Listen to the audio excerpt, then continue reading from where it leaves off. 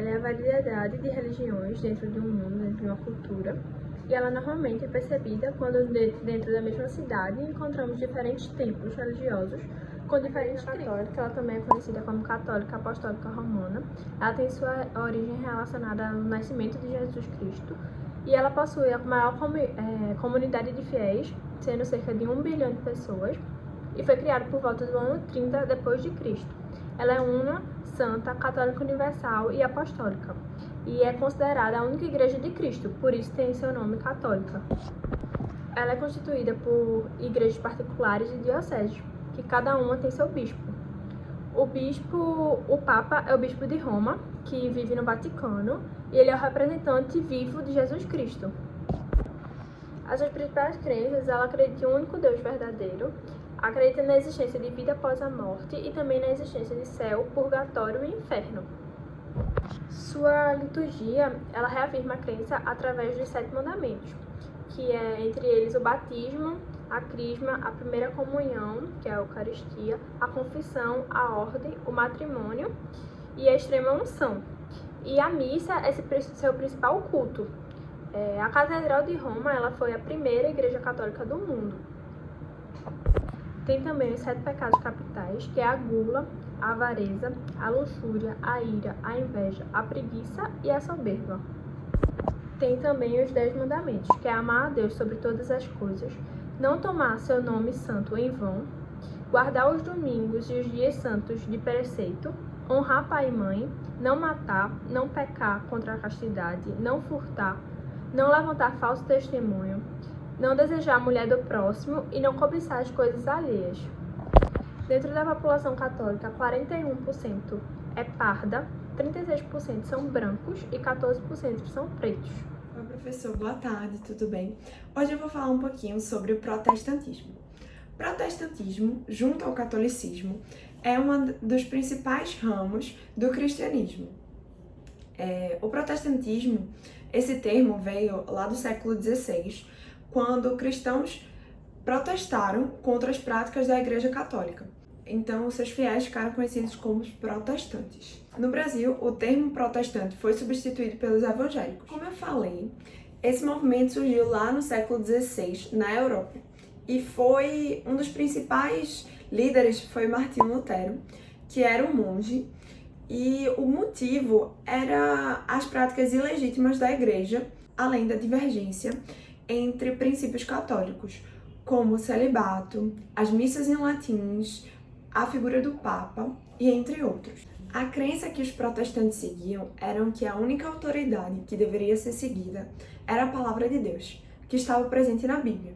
Então, por isso, eles defendiam tanto a tradução da Bíblia para diversas línguas, para que seus fiéis pudessem ler a palavra do Senhor e compreender todos os seus ensinamentos. O protestantismo pode ser dividido em sub-ramos, como o anglicanismo, o luteranismo e o calvinismo. No Brasil, essa religião chegou através dos holandeses em 1964 e foi propagada. Nessa imagem mostra a difusão dos protestantes no mundo todo. Como podemos ver também, os Estados Unidos, a Nigéria e a China têm maiores níveis de protestantes no mundo todo.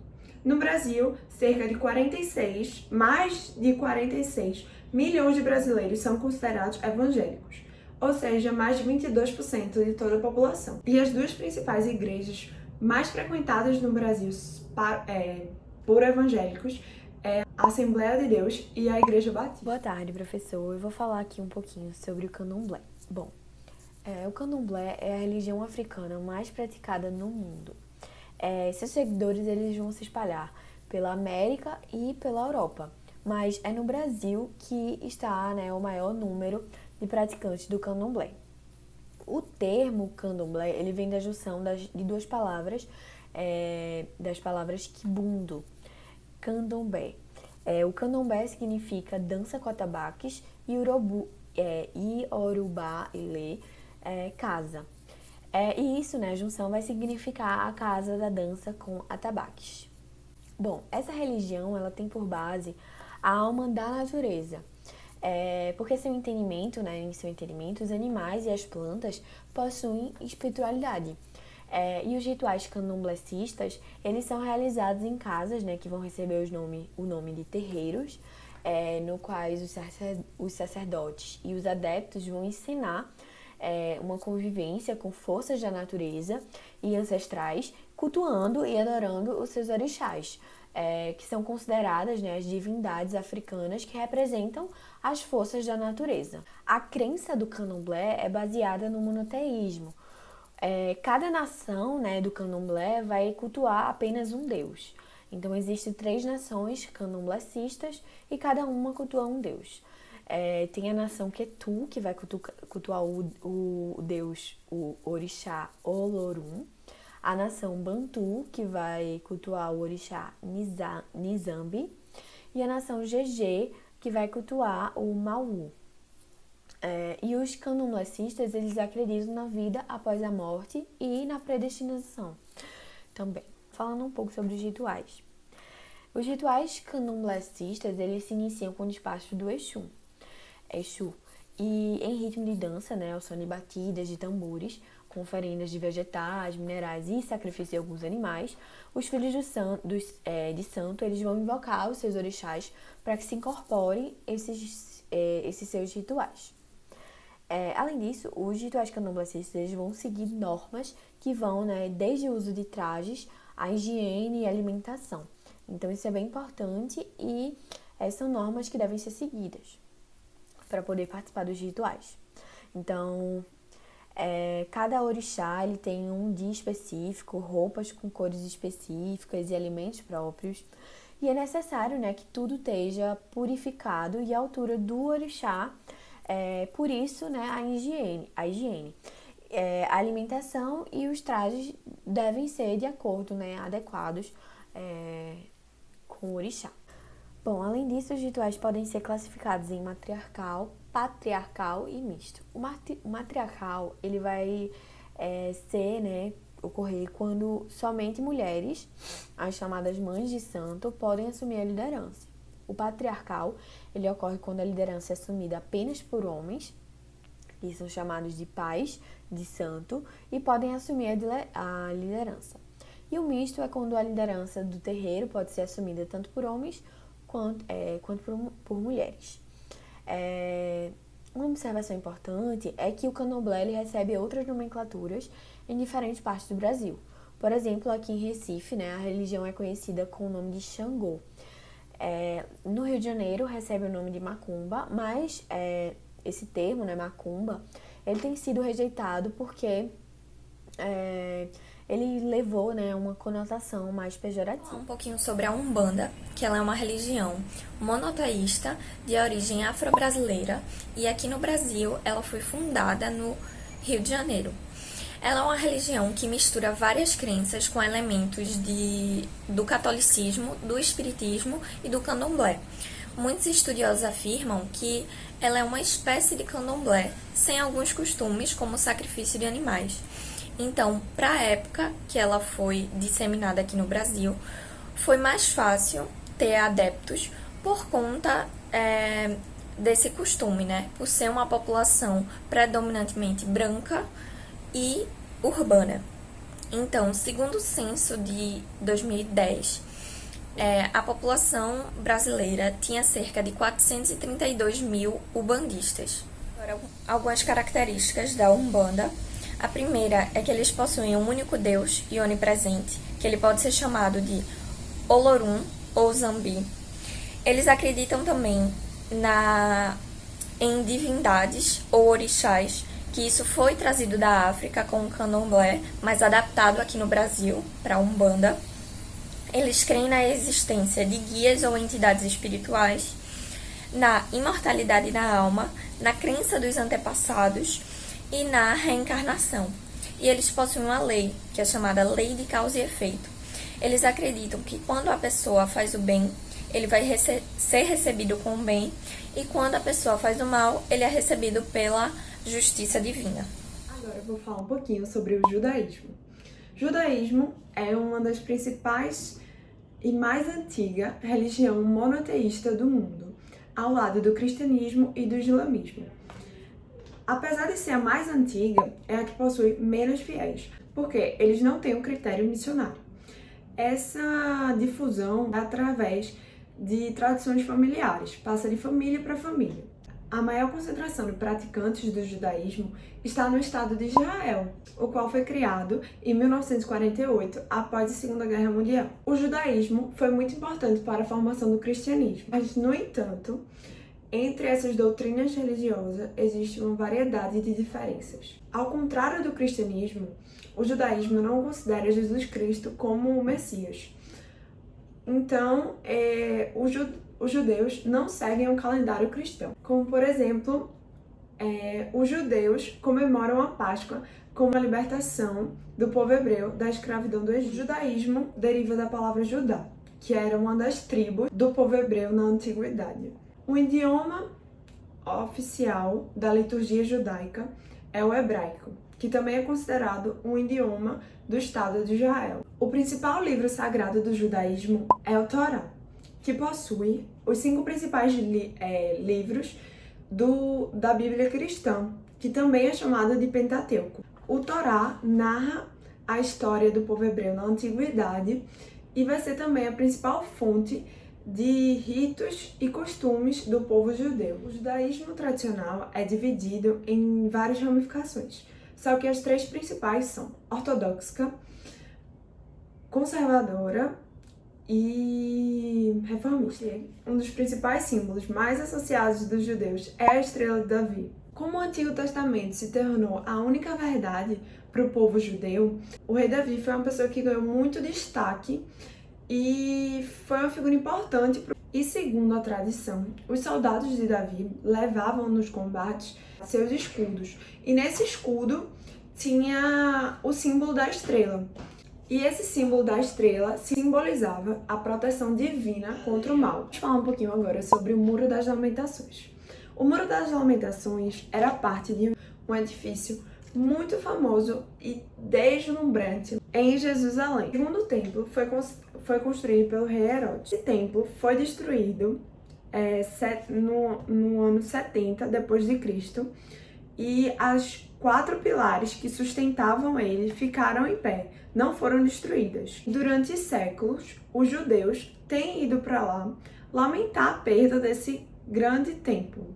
Mas muitas vezes você encontra pessoas de diversas religiões e nacionalidades indo lá no templo, abrir seu coração com orações e porque acreditam que esse muro tem um significado muito especial e espiritual. E é tradição que as pessoas que visitam esse local escrevem cartinhas ou notas e colocam nas rachaduras do muro, porque eles acreditam que essa mensagem será levada ao divino. A verdade é que os judeus não possuem uma raça. Autenticamente, a maioria dos judeus é considerado caucasiano, mas não só existem judeus caucasianos, existem judeus ocidentais, negros, em diversas partes do mundo. Um pouquinho sobre o islamismo, que ela é uma religião fundada na Península Arábica com o profeta Maomé.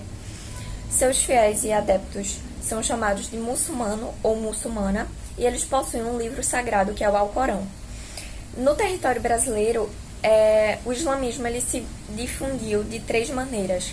Primeiro, com a escravidão, que foram trazidos escravos muçulmanos para cá. Então, alguns costumes já foram disseminados aqui no Brasil. Segundo, foi a imigração, onde a gente recebeu muitos imigrantes muçulmanos que formaram comunidades no estado de São Paulo. E o terceiro foi a conversão, que foi o marco das conversões de brasileiros para o islamismo. O islamismo ela é uma religião que possui 5 pilares que todos os muçulmanos devem cumprir. A primeira é recitar o credo. Não existe nenhum Deus além de Alá e Maomé, seu profeta. A segunda é orar 5 vezes em direção a Meca. A terceira é observar o jejum durante o mês sagrado chamado Ramadã. O quarto é realizar o zakat, que é doar 2,5% do seu lucro aos mais pobres e visitar Meca uma vez na vida, se tiver condições para isso. E como já foi falado antes, o islamismo é a segunda religião com mais adeptos no mundo, no momento. E também ela é pouco difundida aqui na América Latina, não é diferente no Brasil. O Brasil, segundo o censo de 2010, possui 35 mil muçulmanos no país, o que não é muito. Falando um pouquinho sobre o espiritismo. Hoje, o Brasil ele possui a maior comunidade espírita do mundo. O espiritismo ele é uma doutrina que é de cunho científico-filosófico, e o berço do espiritismo foi na França, no século XIX, quando Allan Kardec iniciou uma série de estudos, né, sobre as manifestações dos espíritos. E Kardec ele observou o fenômeno das mesas girantes, sessões de contato com espíritos de pessoas mortas, e ele lançou, né, obras, que são as obras que se baseiam, né, no espiritismo. Entre as principais obras de Kardec estão os livros dos Espíritos, o Livro dos Médiuns e o Evangelho segundo o Espiritismo. Bom, e relacionando mais com a doutrina cristã, o Espiritismo ele tem um elo relativo com o texto bíblico e o evangélico. Sem composição fundamental da obra de Kardec, né, que são essas obras que eu falei anteriormente, a Bíblia ela também é utilizada como uma das várias referências de compreensão do mundo espiritual. Então, os espíritas acreditam em Deus como inteligência suprema, o autor das leis da natureza e o criador do universo, mas também, e concomitante a isso, a vida de Jesus Cristo é considerada, né, um modelo de evolução espiritual, também obtido na história de outros indivíduos iluminados. O Espiritismo ele tem 3 preceitos fundamentais. O da evolução do espírito através da reencarnação, que é o que é mais falado, né, mais conhecido. O da existência da vida em outros mundos. E o da prática mediúnica, como forma, né, de comunicação entre os vivos e os mortos. Além disso, um preceito muito importante do Espiritismo é que o Espiritismo ele também crê no ato de fazer o bem como forma de melhorar o status espiritual. Por isso, né, a caridade é muito valorizada no Espiritismo. Um dos lemas é que fora da caridade não há salvação. Então, é necessário que seja feita a caridade. Então, pode-se dizer que o Espiritismo ele combina a fé, a razão e a caridade, e o Espiritismo pautou uma nova experiência religiosa marcada pela experiência e a investigação. A religião indígena, os índios, eles têm uma crença em conjunto de mitos que são variadas, porém tem uma comum, que é a crença em entidades espirituais que habitavam o mundo material. Eles acreditavam também em potências espirituais que encarnavam em animais e na existência de pajés, que seriam pessoas que conseguiriam estabelecer uma relação de contato com um mundo espiritual, podendo essa pessoa ser homem ou mulher. E o Tupã seria o ser sobrenatural supremo que controlava a natureza, que seria representado pela figura de um índio poderoso.